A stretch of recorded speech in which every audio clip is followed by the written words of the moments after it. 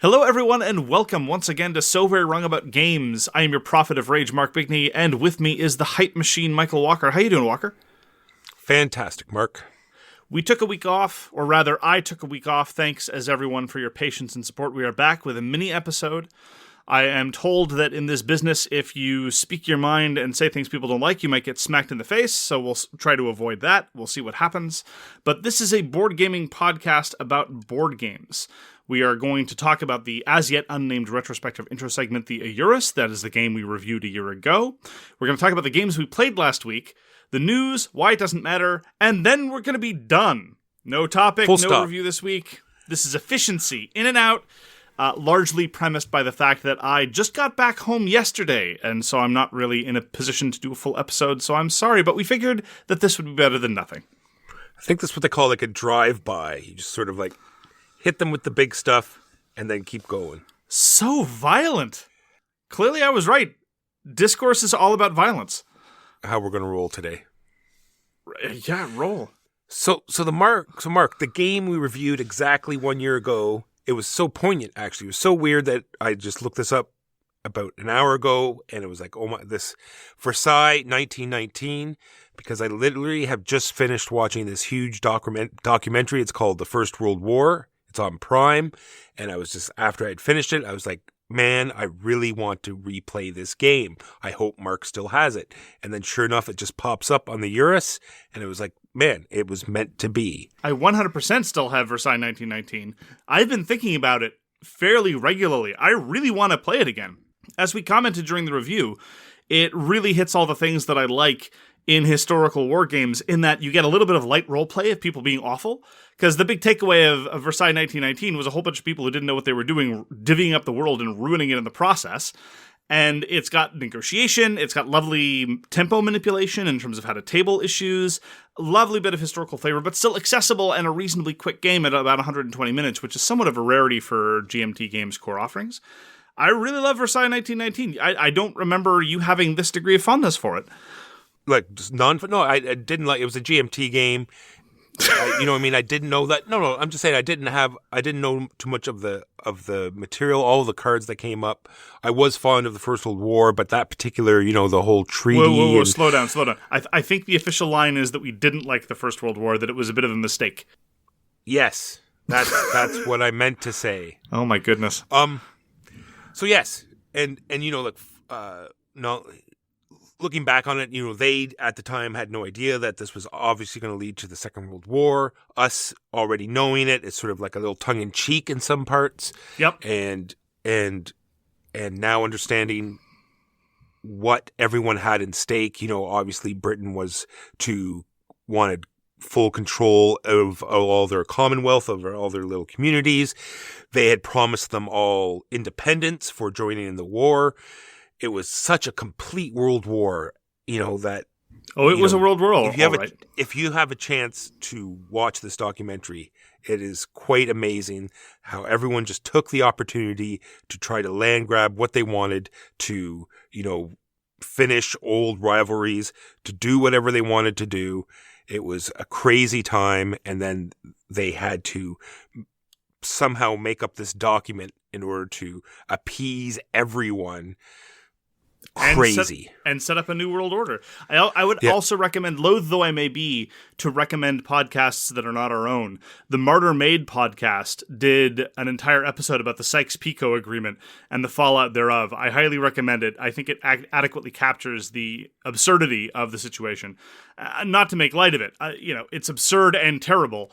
And that is one of the things that Versailles gamifies very well. Just the ridiculousness of the horse trading that's going on in a truly epically morose way that deals with the enormity of the subject, while nonetheless being a very brisk negotiation game. So in other words, it's got all the things I like.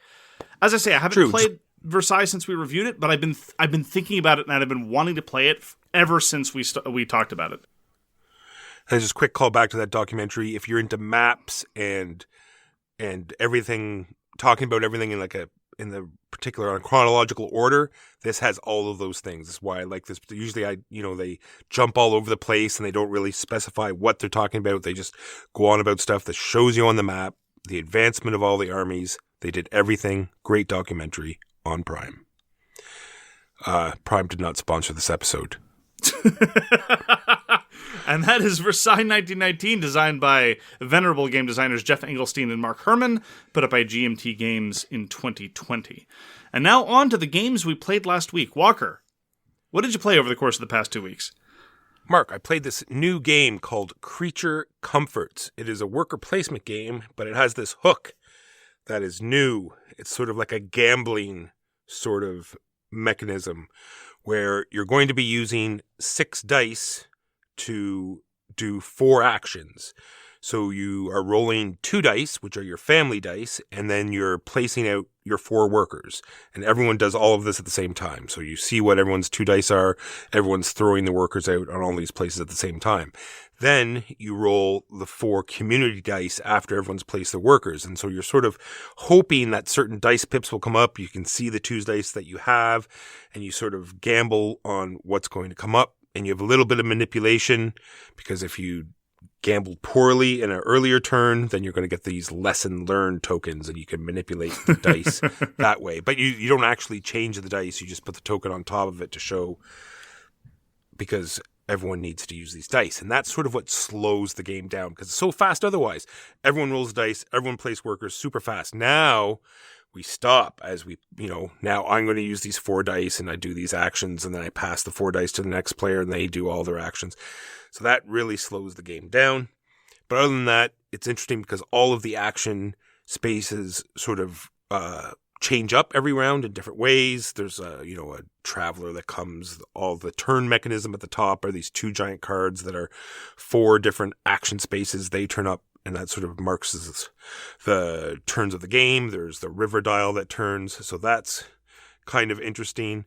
But speaking of all that, Mark, they have all these things. It's called the forest, the meadow, the valley, the river, the inn, the owl's nest. Why am I talking about all these areas? Because there's cards in the game that refer to all these different action space areas, but they're not marked on the map. Ooh.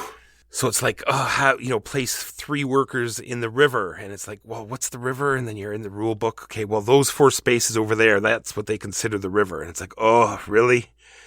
Yikes. Anyway, the other thing about the cards that are interesting, like I said, the traveler, it's this giant card. It's like this person that shows up to the inn every turn. And it's a new type of animal, and it sort of changes the gameplay up. It might let you trade goods or do some funky co-op thing with each other. But he does different actions. You can trade different goods with them. Very interesting. It's a little like Everdale, where you're trying to play cards out and some of them synergize with each other. Like it's like, oh, I have ice skates. And if I play the cozy wool socks, well, then those ice skates are worth more and the cozy socks are worth more. And they're both winter cards. So they're going to trigger this other card that says if I have 4 winter cards out, then I get points. So it's interesting that way. Improvement cards. The game lasts a little long. They have a variant in the rulebook that says you can take out some of the season cards. I would play it the other way around. I would take the season cards out, and if you want to punish yourself for whatever reason, then you can play the extended game and play with all of the season cards.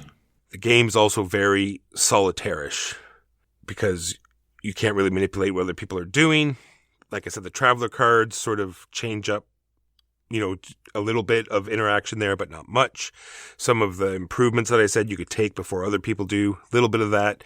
Not only that, the scoreboard is on the back of your player board, so you keep track. At the end of the game, you track your own score by yourself as well. So not a big scoreboard where everyone sort of sees everyone advance up and, sort of like a shared experience. It's sort of like, okay, calculate your score, and then you sort of announce it at the end. Not a big deal, but it's the fact that it's at another compiled solitaire thing on top of everything else. I hear you. It's a strange component choice that really doubles down on the sense of alienation from what your fellow players are doing. Exactly. Can we circle back to these lessons learned tokens, though? Is that really what they're called? I am 99% sure. So you roll the dice, you roll badly, and you learn lessons. And the lessons you learn are not avoid gambling, but rather, here's how you can cheat with dice. Gamble better. Yeah, okay. Is this what we're teaching our young woodland creatures, Walker? I should hope so. How else are they going to make money?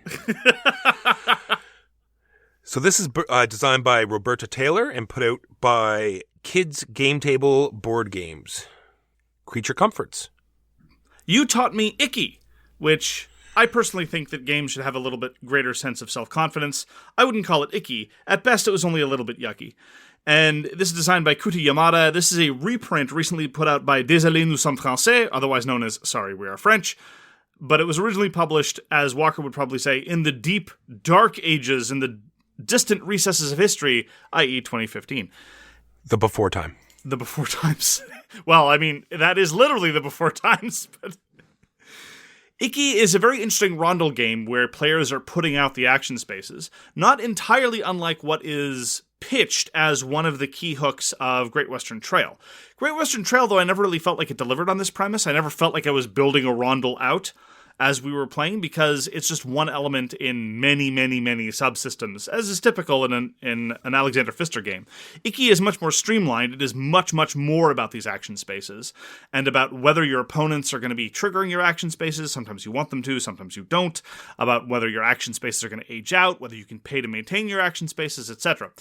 I wish there was a little bit greater control over how and when your opponents would be likely to activate them. If there were some greater grit in the economy, whereby I could know that my opponent desperately needed a certain kind of resource, and I could use that to my advantage to help encourage them to come visit my spaces, or vice versa. This is a minor problem, though. Mostly I enjoyed running around the town and trying to activate things. There's this notion of things possibly burning down based on fire, but mostly your fire control also feeds into turn order, which is very consequential, so I didn't object to that element at all, contrary to the expectations of the table.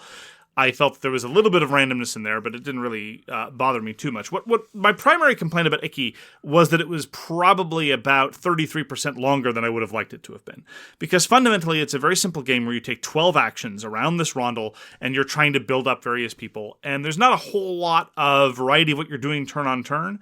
You buy a card or not, you go and activate a space, there you go, you do this 12 times over the course of the game. And thus expressed, you would expect it to be like 45 to 60 minutes, but in our game it was more like 90. First, I want to address manipulating whether people are going to use your buildings or not. Sock it to me. If you are later in the turn, you know exactly the number of spaces people are going to move. So you can sort of put your stalls where they're going to move and hope they're going to use them. I know this is not huge, but it is a way. The other, you know the main actions of the stalls that they're going to go. So you can sort of put them in the popular ones like rice, or in the fish, or you sort of know what they're going for. If someone's looking to get all the fish or looking to get some pipes, then you know they're probably going to hit those buildings eventually, and you can sort of seed those areas. That part, not so huge, but a little bit. So they're not great examples, but there is a little bit of control. No, you're absolutely right. I think these are the kind of insights that somebody who's played the game several times would absolutely be able to see. And thank you very much for enlightening me from my perspective of having only played the game once. This, I think, is valuable. And were I to play Icky again, I would absolutely start trying to look at that. I guess another way to say what I'm saying is I wish the economy had a little bit more grit to it. I wish that you could see a little bit more in terms of, well, I need these resources in order to survive, or I'm really leaning on these resources. As it is, most of the time I felt that the actions were just one-offs. I wasn't building towards any sort of grander strategy or any kind of engine or synergy at all, which isn't a necessity for a game like this, but it would have helped inform what other people were doing in terms of seeding the rondel. Similarly, the whole notion of building buildings, which of course is contractually obligated in almost all Euro-style games like this, felt a little bit strange in that you might only have to do a couple of things out of your way, like once you go get wood, and then another time you go get gold, and then suddenly you buy this one building that's worth a massive quantity of points. I was actually somewhat surprised that you didn't object to the scoring mechanisms, in that it's one of those games where the overwhelming bulk of points do seem to come in at the end of the game, which again leans into my notion that the economy wasn't as detailed as I hoped it would. Now, granted, this isn't secret scoring, which I realize is your particular bugbear, but nonetheless, it is the case that most of the actions that you're doing struck me as relatively unsatisfying. Long story short, I felt that the core mechanism was fascinating, but it was serviced by a series of cards that were mostly just variations on a theme, and I wish there was a little bit more grit, a little bit more detail, a little bit greater ability to anticipate or respond to the economic needs of either the table or specific opponents in a game of Icky. Especially since that, I think, would have made the game bear its length a lot better. As it is, I enjoyed playing Icky. It was very, very enjoyable, and had it been 45 to 60 minutes, I would be chomping at the bit to go back to it. As it is, I would happily play again. I agree that it does, for what you get to do, the game seems to go a little bit long. But there are two sort of mechanisms in the game that I'm not sure would develop fully if it wasn't a little bit longer. I'm not saying that it needs to be as long as it is, but I'm wondering if this is why they made it a little bit longer. One is your workers gaining experience and putting out the buildings, right? And sort of getting the sense of that meaning something and accomplishing that sort of goal. And the second is at the end of every round, there's a synergy bonus of having buildings out in different areas. And if you don't have a chance to get them out there and do that, would it make that whole sort of interesting mechanism pointless as well? I'm not talking primarily about the number of rounds. I'm just saying that if I'm going to play a game that's 90 minutes, and I look back and I think that I've just done 12 actions, each of which were very, very simple, and I don't think that anybody took too long on their turns, and I don't think I took too long on my turns, I kind of wonder where it all went. I don't feel like I built towards anything. I did 12 little things and then the game's over, and rather than it taking the time that I thought it would, a game of Icky is a little bit longer. That's all I'm getting at. I think that as it is, the retirement elements, the experience elements, the fire elements, they are well calibrated to the number of rounds that are in a game of Icky. That's not my complaint. And I realize full well that if you wanted to tinker with the number of rounds in the game, you would, of course, have to change the variables that go on in the economy, of course. I'm not suggesting some sort of facile variant where you just chop off 4 rounds off the end or add 4 rounds to the end.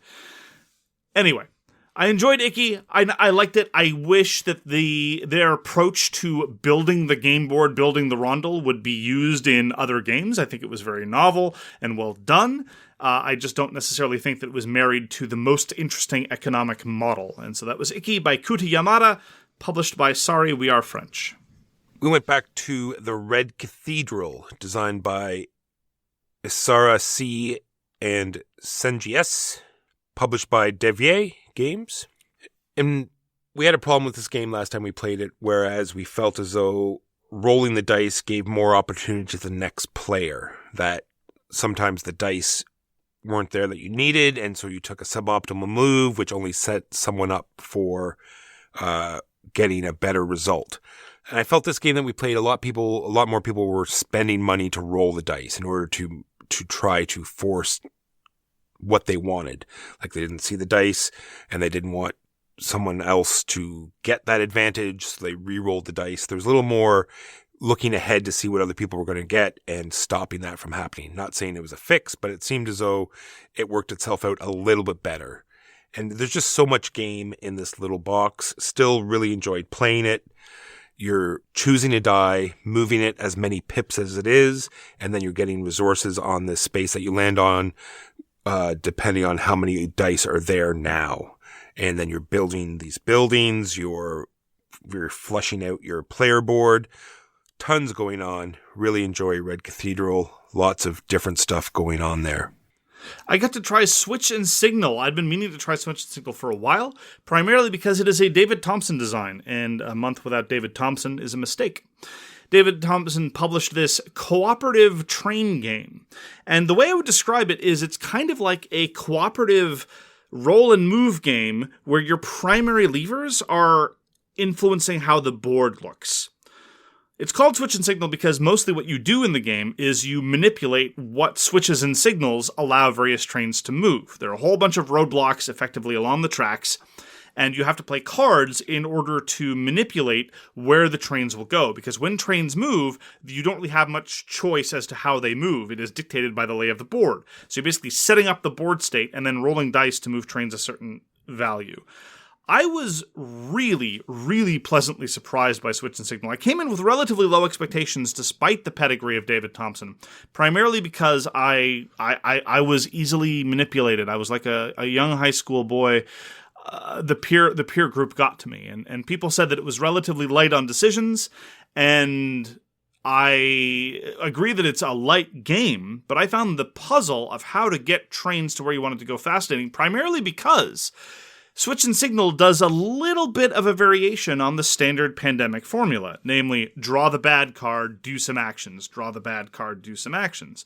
Here, the quote-unquote bad card is largely about how the trains move. And if the board isn't set up properly in Switch and Signal, trains moving is dangerous. Trains moving is actually bad. There's actually the possibility of trains running into each other, and that's not good. You don't want that to happen. That is a bad thing. Trains could run into cities. That is also a bad thing if the city isn't ready for them. You don't want that to happen. But by the same token, you need those cards that you pull before your actions to drive the trains to their ultimate destinations, or you will run out of time. See, I outsmarted myself, Walker. I engaged in a very, very clever strategy, and that is having the slowest trains have to travel the greatest distance. This is what we call clever. So when I ran out of time at the end of the game, it was hardly a shocker. I really should have done a better job. But the thing is, you have to use the fast trains, but the fast trains are risky because more of their route have to be open for them as they're traveling. It's subtle trade-offs like this that are executed within a very, very simple rule set. I thoroughly enjoyed Switch and Signal. It was great. One of the key criticisms that you see is for people who have the so-called quarterbacking problem, but this is not a sports podcast, Walker, so we're not going to call it the quarterbacking problem. We're going to call it the alpha gamer or the sock puppet problem. Does it do anything to address those concerns? Nope. But our stated position here on this podcast is that is a group problem more than a game problem. But if, caveat emptor, if that is a thing that you prefer not to have in your games, Switch and Signal doesn't do anything in order to privatize the information sphere or privatize the decision sphere too much. I don't mind this format of cooperative game. I did play it solo, though. It was very, very quick, very, very approachable in terms of rule set. I think that this is something that I would absolutely pull out with more devoted hobby gamers as well. I had a great time with Switch and Signal, and I look forward to trying it some more. Sounds good. And you made me think about quarterbacking, Mark. Like, why did they come up with... Maybe because it's a board game term and they have no idea what quarterbacking does. I couldn't say. Because the quarterback goes out and it's his job to tell everyone what to do. So I guess that part is part of it. But if he didn't, then it would be chaos. And that's his job. It's what he's supposed to do. Walker, are you seriously taking and the time game wouldn't make any out of sense? Our podcast to stand up for jocks? I'm not standing up for them. I'm just trying to understand how the term quarterbacking happened. Like, that front part makes sense. But I have nothing against jocks. Some of my best friends are jocks. But they can take care of themselves. It's true. Mark, we got some review copies of Core Worlds, a new Core World expansion, and a Core Worlds brand new board game called Core Worlds Empires. Now, Mark, did you look into the new Core Worlds expansion very much? My understanding is that the new Core Worlds expansion was the solo deck. Wow. See, you looked into it more than I did. You see, I just saw Core Worlds expansion and clicked yes. You see, I just assumed. And then when we said, let's play Core Worlds now that we have a new expansion, and then I opened the rule book to see, what all the new stuff is that we're going to get in our Core Worlds game, I was like, oh, this is for the solo people. Wow. But it wasn't a complete loss, Mark, because included in the new Core Worlds solo boxes, all of the promo cards that have ever come out for Core Worlds. So there was, in fact, tons of new content for our Core Worlds game that we played. Still fantastic deck building game. If you want to try something new and interesting and tons of art, tons of replay, you'll be amazed at how giant these different decks are, and you only get to skim the top of each one. So many cards you don't get to see. The game is incredibly, I was about to say incredibly long, but it is a long game, and you still don't get to see many of the cards. Always great experience. Core Worlds. And there's a lot of personality in the cards. I mean, it's really worth emphasizing that Core Worlds was one of the early deck builders to really say, can we use deck building as the core, no pun intended, of a slightly more in-depth game experience, no slight to Dominion or Ascension, but can we use deck building as part of a more fleshed out kind of Euro-style game with vaguely conquest-y themes? And I think it was a great success, and I think to a large extent, it and Mage Knight, it's basically just like Mage Knight, are the towering successes of leveraging deck building in a slightly more substantial way. And I mentioned the personality of the cards because whenever you don't change your deck a whole heck of a lot. You acquire far fewer cards in a game of Core Worlds than you might in a lot of other deck builders, but they're always satisfying to play. They have a degree of personality to them, even more so if you play with the Galactic Orders expansion. I agree with you that it is occasionally overlong. I would never play Core Worlds again with more than 3 players, but I absolutely think that it is still one of the best deck builders made. So this is designed by Andrew Parks and put out by Stronghold Games. Stay tuned for Core Worlds Empires. It looks as though they've turned it into like a worker placement, keeping most of the fundamental rules of Core Worlds. I'll let you know what it's like. Coming soon. Next time, do your homework, Walker. Yes, sir. Don't subject people to the whole, we're getting together to play a game. Let me crack open the rulebook for the first time now. That's not good. People deserve better, Walker. I haven't done that in a long time, Mark. Treat people how you want to be treated, Walker. Lessons learned. I'm giving you a lessons learned token. I got to play Scout again. This time I played with the Oink Games version, which, like all Oink games, is so incredibly delightful and cute. You stuff a whole bunch of tokens and a deck of cards into a teeny tiny little box, you dump everything out on the table, and you have a good time. Scout is a climbing game nominally about putting on circus acts, and one of the things that the Oink Games version of Scout does is it gives every card a name. So instead of just saying, here's my run of 4, 5, 6, you get to say, well, Kathleen is on the trampoline, Steven is on the stilts, and Victor is the one on the unicycle. And it's a small difference, but as we say, but a little bit of extra personality can go a long, long way, whether it's in a game like Core Worlds or whether it's in a game like Scout, especially since the conceit of Scout is that if you can't beat the set that somebody's played, you don't just pass like a goober, you instead get to scout one of the cards, which gives a point to the person who played the set, and now instead of just scouting some random person, you get to say, well, Victor, I bought out your contract, you're working for me now. And people say we don't engage in late roleplay. Here's the thing. Two people talk about, this board game tells a story. We make stories out of everything. That's right. But it helps when there's a little bit of personality that's been injected, as is the case of this Oink Games edition of Scout. And I had a blast with Scout again, very much like I did the first time. It is a novel take on a somewhat tired genre. I'm more than happy to play standard climbing games, but again, much of the time, if you're playing well, it leads to a static situation where everyone else just passes and you run the table, which might be satisfying for the person running the table, but not necessarily for everybody else. Furthermore, most climbing games are extremely dependent on luck of the draw. Scout mitigates both of these factors by, again, this novel scouting element. You literally are in a position where, in some rounds, you build an unbeatable play. You start off with 3 7s, and then it's broken up by a 2, and there's another 7 on top of that.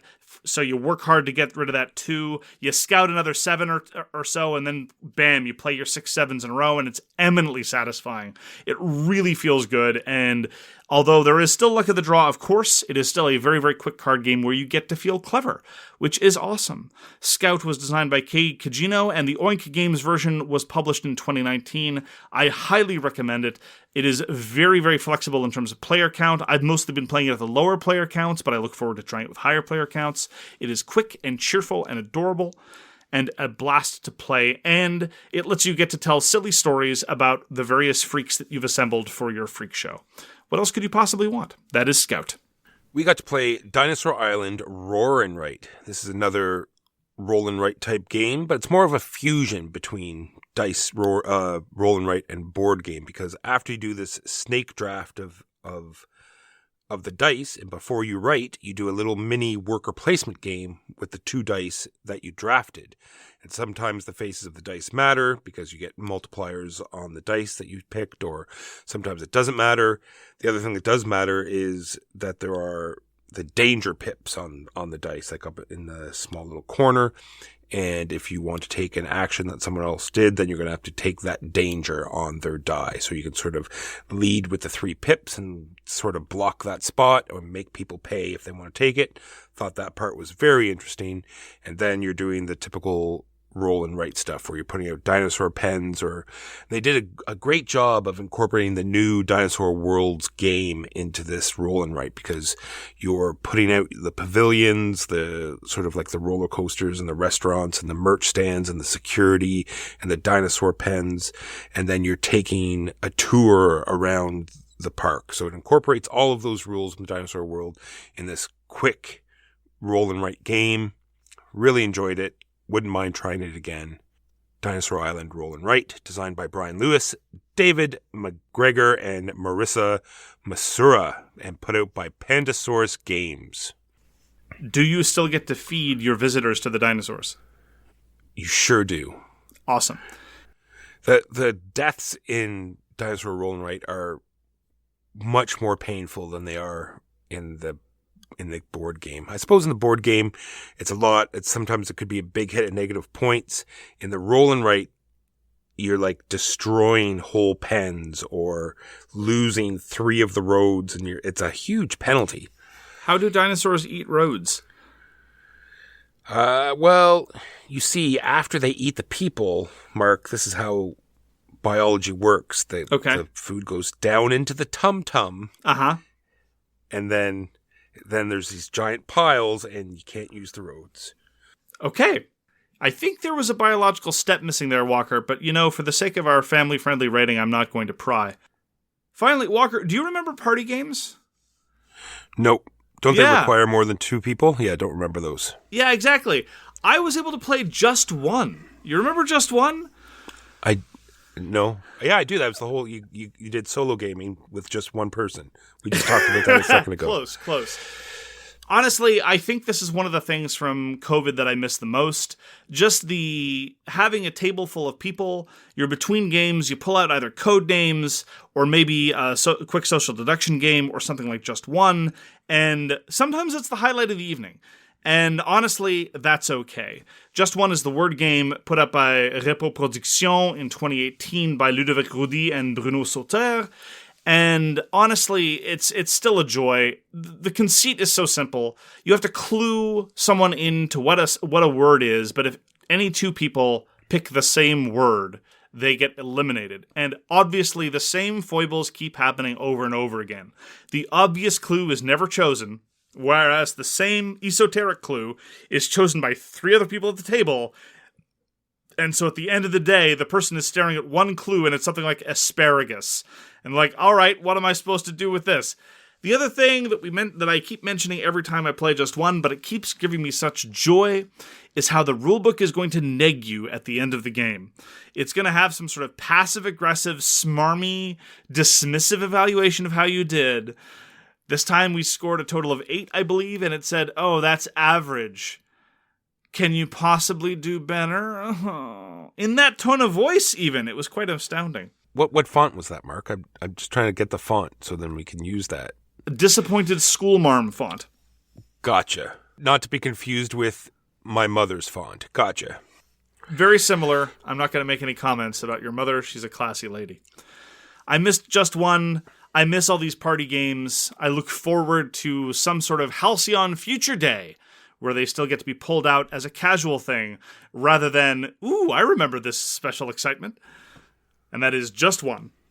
I got to play Brass Birmingham, which can be argued is number 1 on BGG due to the fact that no one's going to touch Gloomhaven or Pandemic Legacy in a very long time.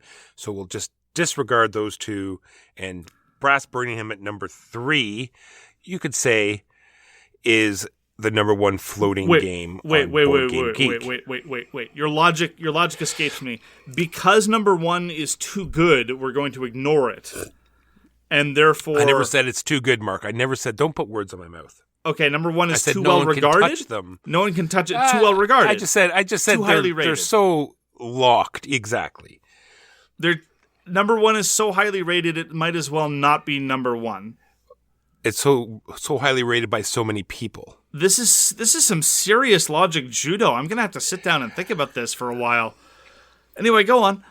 I don't think those 2 games are going to move off those top 2 spots in a very long time. So let's just pretend the list starts after them. I still don't get it.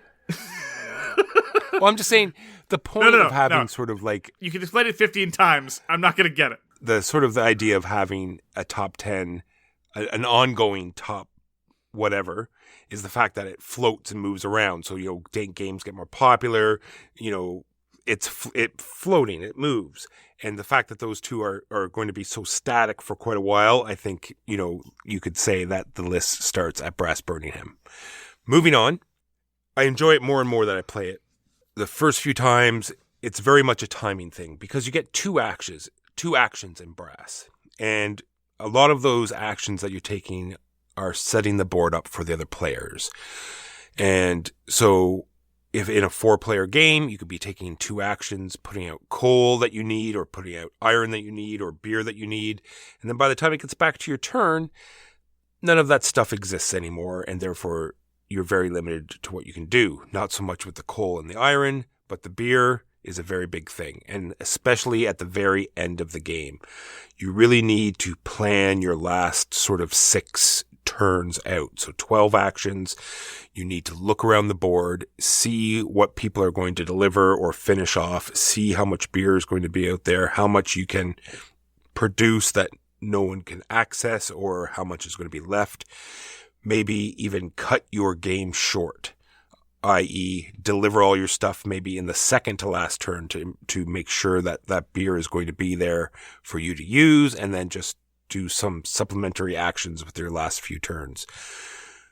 All of these things make the game more enjoyable if you understand how all of that works. So Brass Birmingham is a Martin Wallace game, and this newest edition has been put out by Roxley Games.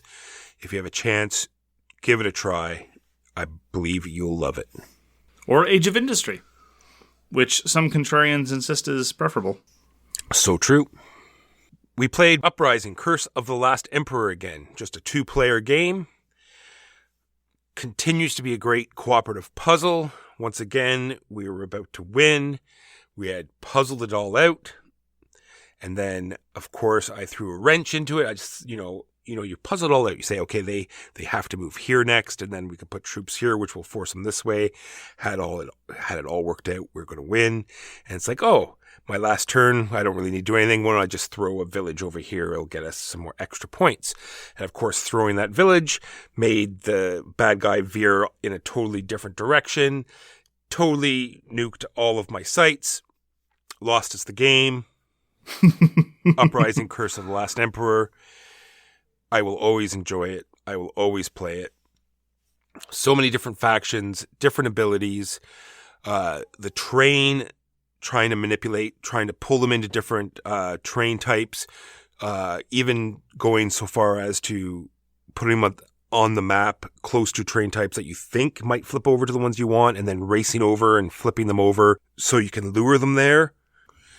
So this is designed by Cornelius Kremen, Powell Mazur, and Derek Summer, and put out by Nemesis.Games. Uprising, Curse of the Last Emperor. I'm really glad that you're enjoying the game so much. You pledged for the game. You were looking forward to it so much, and so I'm glad that your hard-earned money could produce a product that's to your satisfaction. It's great. It's that feeling when an investment pays off, Mark. Yeah. When you've worked hard and earned money and invested in this game. And you were very generous. You let me try it. It wasn't to my taste, and so I'm glad that you were able to buy it for yourself, and I'm just, happy that you enjoy it.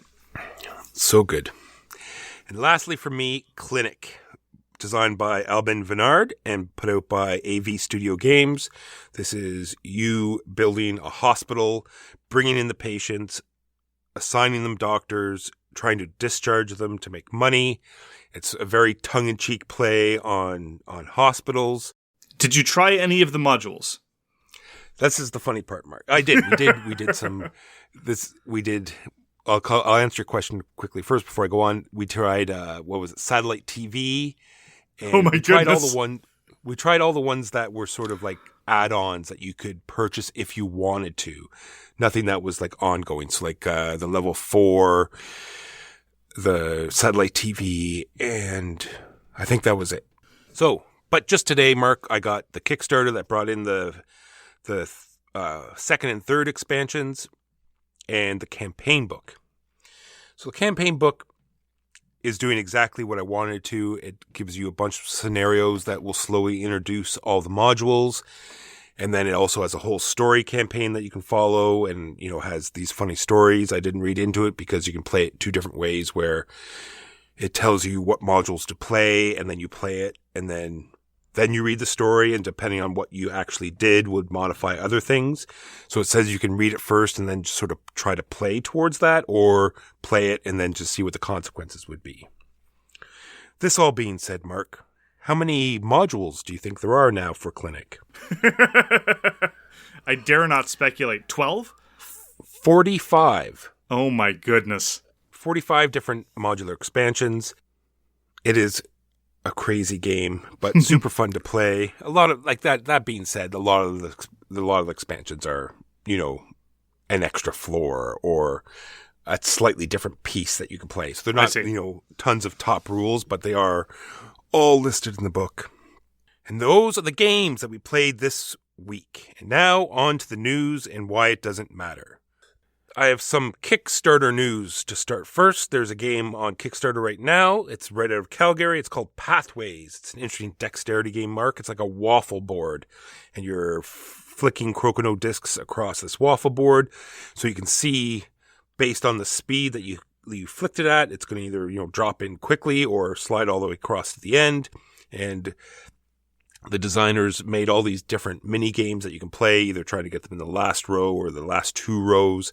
You can also get a add-on, which is this large mat, and he's also designed, several mini games for that as well. So tons of dexterity fun in Pathways on Kickstarter. I would just like to clarify something, because it's increasingly clear, based on the reactions of our dear patrons on Discord, that there's some confusion as to the name of our support staff. People are very shocked to see Warmboy spelled. It is Warmboy, Warmboy as in temperature. People assume that it's Wormboy, Worm as in a worm. No. We would never be so harsh as to call him Wormboy. He's a fine, upstanding, vertebrate human being. And besides, Warmboy was his idea. Anyway, on that topic, in terms of the goings-on of the business of Swag, I would just like to remind you that Swag has merch. You can find a link to our store at sowronggames.com. You can also just go directly to soverywrongaboutgames.myspreadshop.com or .ca if you're feeling especially patriotic and Canadian. I've been very, very pleased by the reception. There have been pictures of people online sporting our merch. I am in high-level talks now to start RuPaul's Swag Race. And by high level, I mean I would have to be high to think that anyone would be interested in that. But I'm convinced that if we keep this going, we can start a Who Wore It Better contest. All we need you to do, Walker, is to pose in your most fetching poses with your merch. And we might be able to start some polls and objectify you like the clothes horse that you are. Man, we'd sell a lot more of those barf buckets. Swag-branded barf buckets. Get them while they're hot. So since we're shilling stuff out, a lot of the games I talked about during the games we played on Twitch. You can join us on Twitch. We play almost all the games that I play during the week are usually live on Twitch in the mornings. And if you just want to check them out anyway, they'll be on our YouTube page under the live tab. Like Mark said, all of the stuff can be found at sowronggames.com. Mark, I sent you a link today about the Roman Empire. Onus Triennis. This is what they call a miniatures card game. So you're playing the cards down. I believe there's a game already out called Battleground. That was a fantasy version. This one is Roman legions and Celts. And it looks very interesting. It looks nice and flat and straight, which I like. None of this sort of manipulating stuff around. It looks like there's nice straight angles and turning cards on 90-degree angles. 3 dimensions. Fiddly business. 3 dimensions is way too many dimensions. Exactly. So if you wanted to try a very cheap sort of back to rank and file miniature game, this looks like it could be the way to go. It is on Kickstarter. Give it a look. Other upcoming games, Sidereal Confluence, Trading and Negotiation in the Elysian Quadrant, is going to get its first expansion sometime soon. It is called Sidereal Confluence Bifurcation. So they're just stringing together a whole bunch of words that most people don't use on a regular basis. Yeah, it's a marketing strategy. I have been told by people who've tried it that it is truly wild and changes the game in a very, very substantial and very positive direction. Given that I'm already a huge fan of Sidereal Confluence, I cannot wait to try Sidereal Confluence Bifurcation, coming sometime imminently. On the news of expansions, Mark, Land, Air, and Sea is getting a standalone or expandable box called Spies, Lies, and Supplies. So it already got a cartoony sort of offshoot game, and now it gets its own expansion, which I'm sure you can just mix up or play by itself. So that should be interesting. I, too, am hugely enthusiastic about Spies, Lies, and Supplies. It's just so fun to say as well. It's so true. Osprey Games is going to be publishing a highly asymmetric Troops on a Wrap game called Crescent Moon by Stephen Mathers. One of the reasons why I'm very enthusiastic about it is, again, it saliently involves negotiation. I love conflict games where a given player is unable to pursue all of their objectives on their own steam. They are required to get the participation of other players. That's one of the things that I truly adore about Senji, and it looks like Crescent Moon has similar elements. Crescent Moon is also set during the expansion of the various Arab empires starting at around the 10th century and then proceeding onward, the expansion into North Africa, the expansion into Iberia, although it does seem to have a very sort of abstracted take on the history. But they do take a very serious take on the history because they have done their homework by all accounts. They've contacted a historian and a cultural assistant in order to make sure that they're not presenting that part of the world in a derogatory or inappropriate way. As an example, there were some graphics in the playtest version that were somewhat insensitive because they involved religious iconography in a somewhat inappropriate way. And they were very clear to say, yes, this was something that we did in playtesting, but we have gotten the feedback from our consultant, and this is not something that we would put in the final published version. It's developments like that make me enthusiastic to see where this product is going. And Osprey is a solid publisher. I'm looking forward to trying Crescent Moon. Mark, I like Paper Dungeons, a game Richard Garfield decided he's going to throw his hat in the roll and write genre. He's putting out a game called Dungeons, Dice, and Danger, which will be another sort of D&D roll and write game. No, so it's 3 Ds, Walker. There's 3 of them.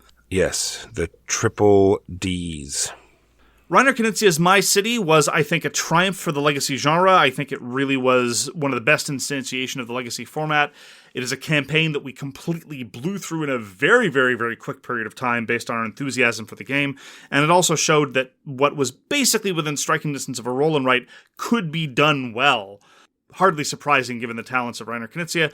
There's going to be a follow-up called My Island. Apparently it's also going to be a Legacy-ish version with some of the same fundamental core conceits. It is going to be published by KOSMOS sometime this year. I am very, very much looking forward to My Island by Reiner Knizia. And lastly, a game called Bot Factory. This is going to be a Vidal Lacerda game that seems to be a bit pulled back, maybe 50 less mechanisms. 20% off the top.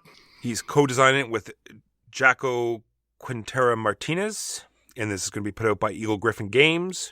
I love the art for it so far, and looking forward to giving it a try. Bot Factory. I have a lot of conflicted feelings about this next bit. So, Tigris and Euphrates, which is number 1, the greatest game of all time, and number 2, the highest ranked game on Board Game Geek by Reiner Knizia, the greatest game designer of all time, or at least my favorite game designer.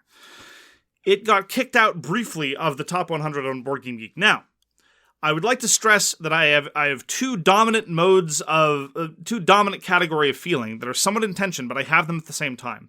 Number 1, the ranking system is what it is, and it is nonetheless nothing more and nothing less than an agglomeration of whatever ratings people have had. So it can't be right or wrong; it just is what it is. And number 2, people need to get off my lawn. This is, very much in the same way that I have simultaneously the idea that gatekeeping is bad and that any member of the hobby needs to be treated with the same degree of respect and appreciation, that people who just want to play roll and writes have every bit of right to exist as people who just want to play heavy consims or people who want to play everything in between. That is entirely legitimate. But by the same token, I think that people should get off my lawn. So, I'm going to try to work through some of these feelings. Now, suffice to say that the announcement of this, which got a lot of traffic on Twitter and a lot of other places on Board Game Geek, this caused a sort of backlash. So a whole bunch of people went on to rate Tigris Euphrates highly. It's back in the top 100. Because this was the last game of Reiner Knizia that was in the top 100. It's back in the top 100. At the time of recording, it is at 98 of 100. Who knows how long this is going to last? This seems like an artificial inflation to my eyes. But again, the ratings are nothing more and nothing less than an agglomeration of all the ratings. So whether it's artificial or organic, who cares? I'm going to probably record an editorial over the course of the coming week to try to work through my various gatekeeper, authority versus inclusive welcoming thoughts on this, and specifically about the ranking systems and Knizia's legacy and a whole bunch of other things about the history of this marvelous hobby and how it doesn't matter to a lot of people. So suffice to say, I have many, many feelings about Knizia probably leaving the top 100 again soon. That's what I was trying to talk about before. How the ranking system does not matter. Sure, but at the same time, you wanted to revise the ranking system in a way that still doesn't quite make sense to me. Please don't try to explain it again. I just need to go. I will not. And think about it. And with that, my lovelies, that is going to do it for this episode of So Very Wrong About Games. Thank you very, very much for joining us. You can find all of our contact information at sowronggames.com/contact. sowronggames.com being our marvelous website, which is being maintained, of course, by the equally marvelous Worm Boy, WARMBOY, not Worm Boy, who was an extra in the Dune movie. I think he's a member of the guild. Good guy. His breath is very warm. We read everything you send us, and we'll get back to you if we can. Thanks again for tuning in, and we hope to see you again soon. Peace!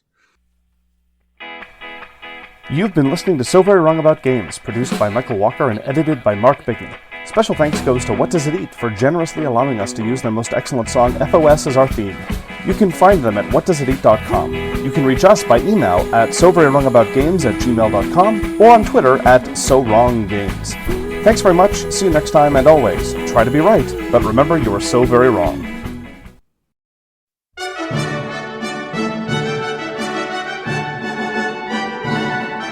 Hello, dear listeners. Thank you once again for joining us for Masterpiece Theater this week, as ever, in honor of His Grace, the Reverend Dr. Vincent, Duke of Diesel, Esquire OBE. We will be reviewing Clue.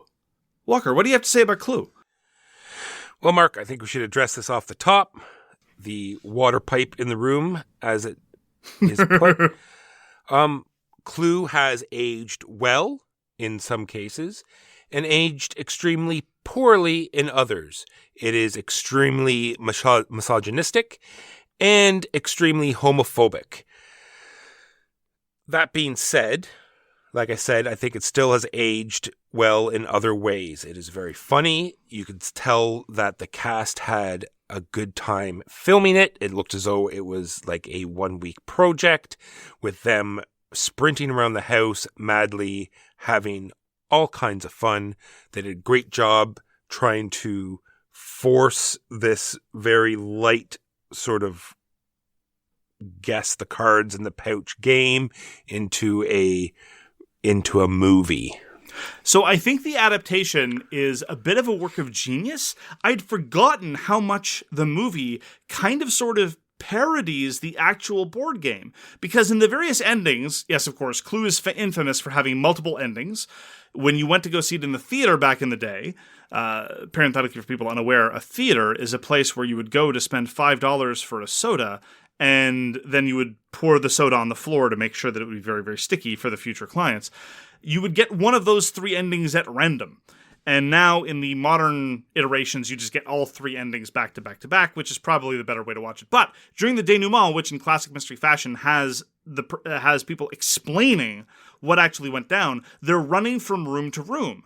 As the narrator is explaining what's happening in various rooms, they run back and forth. That's exactly what happens in the board game for no earthly reason. Anytime you make an accusation, I don't know if you remember this, all player pieces get yanked to the place where the accusation's being done. And so I was watching this thinking, wow, they actually made like a funny sight gag, and like they kept the energy up of the ending of the movie precisely because of this weird arbitrary thing that happens in the board game. That is how you do an adaptation. That is a genius of transitioning from one medium to another, especially since, I will stress, in addition to the fact that a lot of the jokes have aged very poorly in the representation of women, and one character is ostensibly gay, although Michael McKean, I was wounded to see Michael McKean do that because he's a national treasure and a marvelous, marvelous actor. But the middle of the movie, let's be frank, the middle of the movie, very bad. It drags like a beast. Yeah. The first 20 minutes where they're just setting things up is fine. The last 30 minutes is amazing. The middle sort of 30 minutes where they split up and just search rooms, dull as dirt. That's what they call filler. Yeah, exactly. No kidding. And I'm blown away like at the cast, like Christopher 100%. Lloyd, Madeline Kahn, Tim Curry. 100%. Ridiculous. Madeline Kahn, I just do not think she is recognized for the master that she was. I agree. I had completely forgotten how talented she is and how great she is in this movie and how she just makes a meal out of every line. It's marvelous. I would say the same thing about Michael McKean a lot because, again, there are a lot of jokes that really, as you say, don't age well. I have to imagine that someone behind the screen, that maybe the director was like telling Michael McKean to ham it up more, but he's like, nah, I'm not going to do that. Because his performance is great, despite the fact that sometimes there are jokes at his character's expense that are not cool. But he manages nonetheless to do it with a certain degree of not dignity. There's no dignity in this movie. The movie, after all, starts with some poop jokes. Let us not forget this. But look, I think it's mostly I'm struck at what genius they did of adaptation. This is how you do an adaptation. This is how you transcend a medium and go into a different venue, while at the same time referencing the original in surprisingly subtle ways. The secret passages, the weird setup, and of course the running from room to room. Highly recommended. Clue is, albeit dragging in the middle, a fascinating little artifact. And I'm wondering if that poop joke at the beginning was sort of like a sort of calling card of the cast and the crew saying, we were given a lot of money to make this board game a movie, but let's... Guess what it's going to be? This is going to be a pile of crap. I don't know. That's perhaps a conspiracy theory on rank with my vision of the director telling Michael McKean to be more offensive. But it's possible. It's tough to say. If you ever want to see Madeline Kahn, maybe at her best, either check out Yellowbeard or even probably better, Sherlock Holmes' younger brother, because it has my favorite actor in it, Gene Wilder. Fabulous movie, Sherlock Holmes' younger brother. Check it out. Thank you for the recommendation. And with that, dear listeners, we close out another award-eligible segment of SWAG Presents Masterpiece Theater. Thank you very, very much for joining us, and we hope to see you again soon. Bye-bye.